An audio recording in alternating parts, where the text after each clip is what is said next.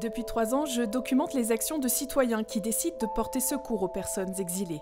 Ce travail, disponible gratuitement, n'existe pas sans votre soutien. Rendez-vous sur Patreon.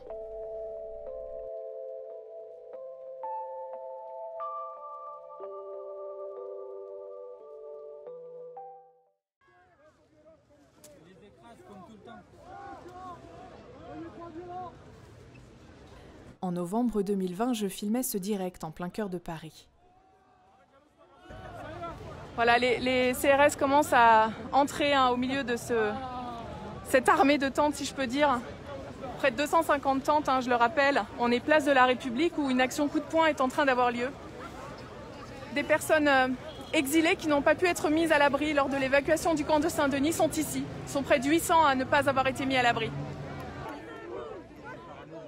Au milieu de ces exilés afghans, je rencontre Reza Jafari. Réfugié en France depuis 10 ans, il est venu soutenir ses jeunes compatriotes. Qu'est-ce que vous avez dit, monsieur? J'ai dit qu'il y avait des êtres humains là-dedans. On les écrase comme tout le temps.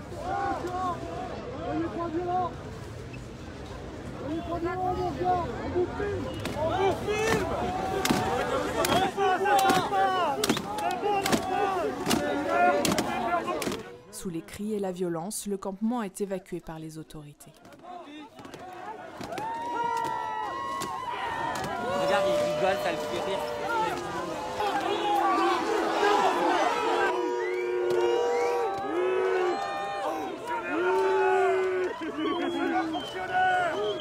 Dès qu'ils sont arrivés, ils ont commencé à nous frapper, à nous gazer.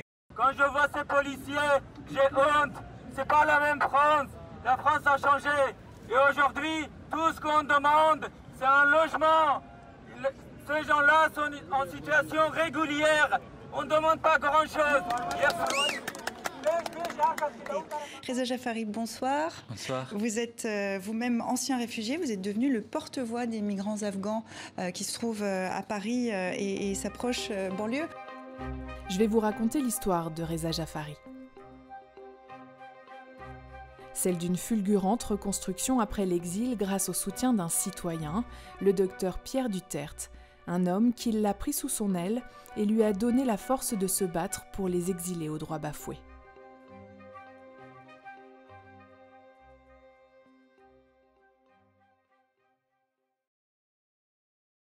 Reza arrive en France à 14 ans. Comme des milliers de mineurs étrangers pris en charge par l'aide sociale à l'enfance, il est placé seul dans un hôtel parisien. Mais son destin bascule lorsqu'il rencontre Pierre Duterte. Le médecin dirige Parcours d'Exil, un centre de soins pour victimes de torture. Il avait l'air tellement, comment dire, fragile, j'avais l'impression. Puis il rentrait dans mon bureau, une espèce de tornade qui ronchonnait, qui n'était pas content, il n'y a pas d'interprète, je n'ai pas besoin, je m'en vais. Je dis, écoute, fais comme tu veux, tu peux partir, mais si tu veux revenir, tu seras toujours bienvenu. Moi, j'ai le souvenir de vendre quelqu'un de très, très, très en colère. Aujourd'hui, c'est mon père, c'était docteur Duterte. Tout de suite, j'étais choqué parce qu'il n'y avait pas de traducteur. Et moi, ça faisait quelques mois que j'étais en France. Mais vous t'inquiète pas, on va se comprendre, il n'y a pas de problème. Non, moi, sans traducteur, j'accepte pas. Non, il me faut un traducteur. Et il m'a pris les mains, il dit, t'inquiète pas. C'était trop pour moi, c'était trop gentil et je me suis dit c'est bizarre parce que, vous savez, en route, on devient très méfiant. J'ai 14 ans, j'étais en Turquie, j'étais en Grèce, j'ai dû me débrouiller, j'ai pris des coups de couteau un peu partout. Et j'ai dû me battre pour survivre. Du coup, ça m'a rendu très très méfiant. Et en sortant en plus, j'avais un t-shirt avec plein de têtes de mort et des bagues aussi, des têtes de mort, parce qu'il fallait que je ressemble à quelqu'un, à une personne dangereuse, qu'il ne faut pas, du coup, l'embêter.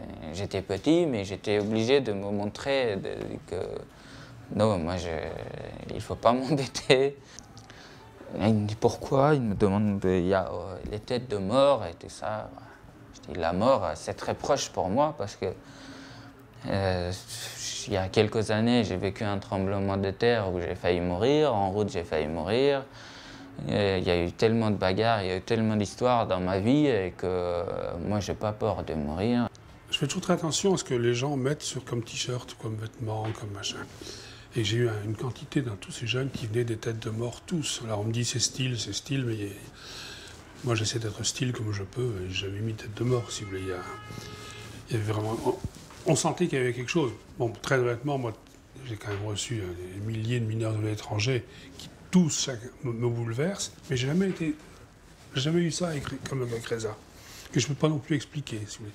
Mais c'est, moi, de voir ces enfants qui n'ont plus d'espoir, plus d'avenir, pas de confiance, qui sont en colère et qui n'ont rien, moi, ça me désespère, si vous voulez. Alors, c'est pas que ça me désespère, je pleure pas, c'est pas ça, mais ça me rend tellement triste. Et je vais vraiment vous dire comme Reza, moi, j'en ai reçu 7000 et quelques patients. Et il n'y a que Reza pour qui ça a été comme ça. Et ça a été très très vite aussi. Moi, au bout de deux, trois séances, entre guillemets, moi je peux pas, j'arrive pas à travailler. Pourtant rompu à l'exercice de l'écoute, Pierre Duterte a un déclic qui le pousse à s'engager personnellement en faveur du jeune homme. Le médecin finance ses études. Il prend peu à peu la place d'un père pour cet orphelin qui a perdu ses parents dans un tremblement de terre en Iran. Régénéré par cet accueil, Reza décide de consacrer sa vie aux exilés qui n'ont pas eu cette chance. Il crée l'association Enfants d'Afghanistan et d'ailleurs, obtient la nationalité française, puis il ouvre une école et un centre de soins psychiques à Kaboul.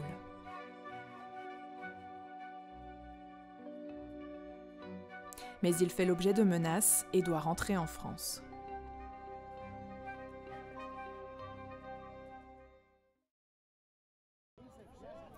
Lorsqu'il est malmené en plein Paris avec ses compatriotes lors de la nuit de violence de la place de la République, il devient leur porte-voix.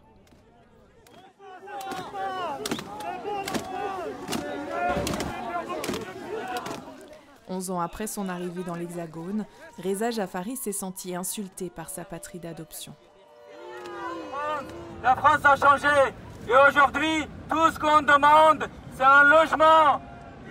Ces gens-là sont en situation régulière. On ne demande pas grand-chose. À chaque fois qu'ils s'installaient quelque part, les policiers arrivaient, ils les gazaient, ils les frappaient, ils gazaient même les couvertures pour pas qu'ils puissent se servir. Le gouvernement les poussait tout le temps en dehors de Paris pour les rendre invisibles. Et le préfet avait dit plus de campements, plus de tentes dans Paris. Si plus de tentes, plus de campements, plus de couverture et tout ça, qu'est-ce qu'ils vont mourir, ces gens-là.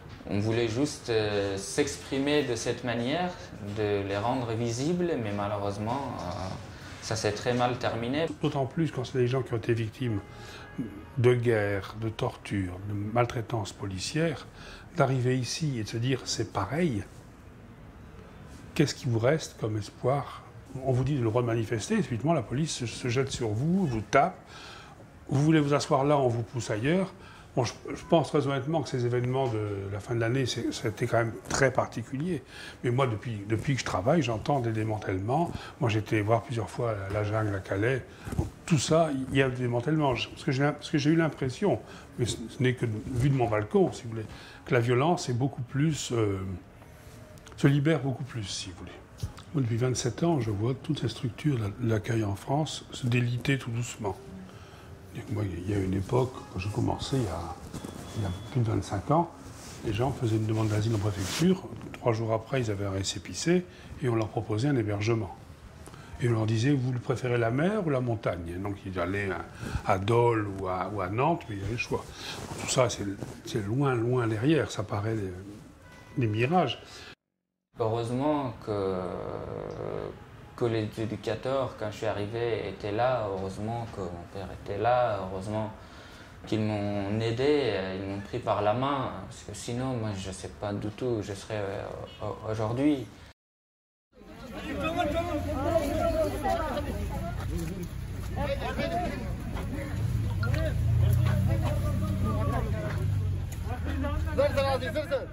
Reza Jafari a rejoint le collectif Réquisition. Leurs actions coup de poing, comme l'occupation de cette école vide parisienne, forcent les municipalités et les préfectures à mettre les demandeurs d'asile à l'abri.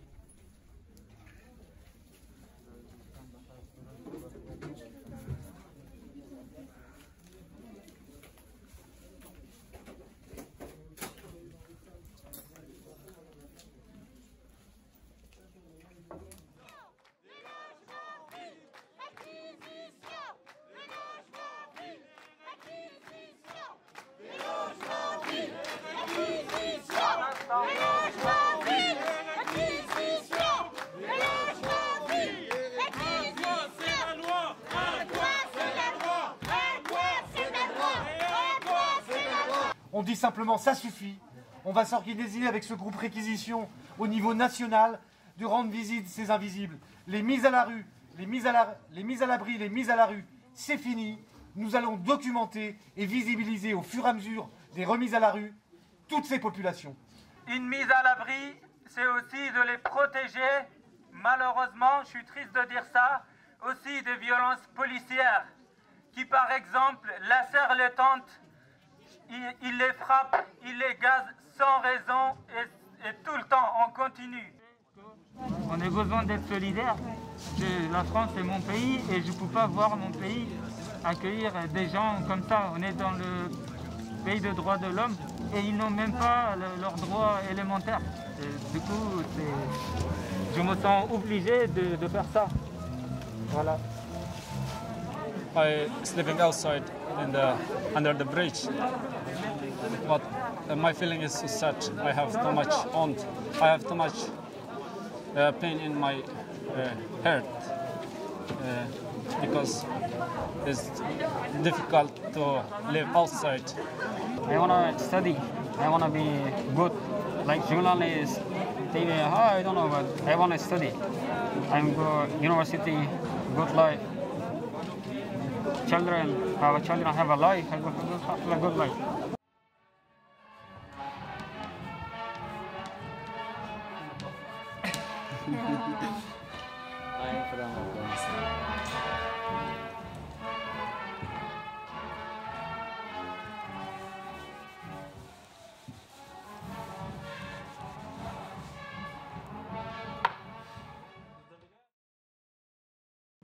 Oui, accueillir dignement est possible. C'est un droit et c'est un devoir, mais aussi c'est un impératif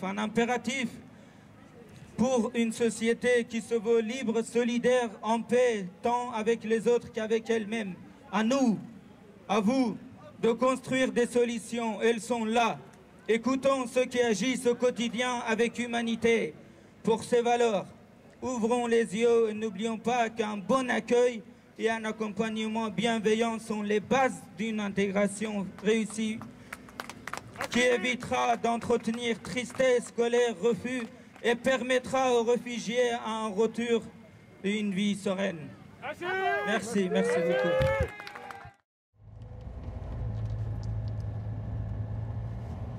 Sa médiatisation en a fait un repère également pour les citoyens qui ne se reconnaissent pas dans la politique répressive des autorités. Ce soir-là, c'est un restaurateur qui a fait un don de 100 pizzas à son association. C'est l'association Enfants d'Afghanistan.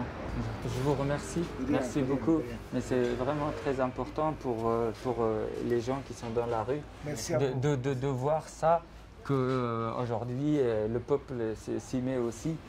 Ce n'est pas que la responsabilité des associations de les loger ou de les nourrir. Oui. Si on a votre soutien, ça va nous aider, ça va faciliter les choses.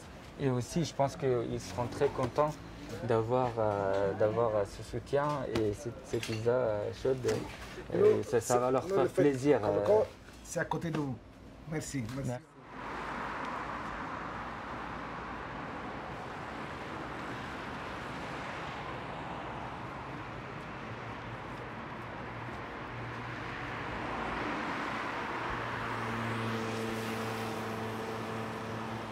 Aujourd'hui, si on fait ça, il y a une raison.